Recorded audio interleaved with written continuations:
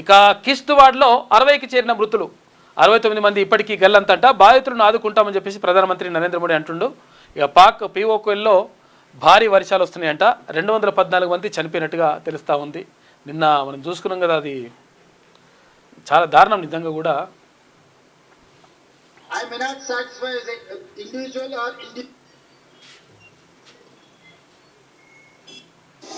ఇది ఇక్కడ ఒక్కటేసారి వరదలు రావడంతో మొత్తం కూడా 60 మంది ఇంకా చనిపోయారంటే, ఇంకా 60 మంది గవర్లంతా అయ్యారు. ఏమైందో తెలుస్తలేదు. ఇక చాలా దారుణంగా ఉంది పరిస్థితి.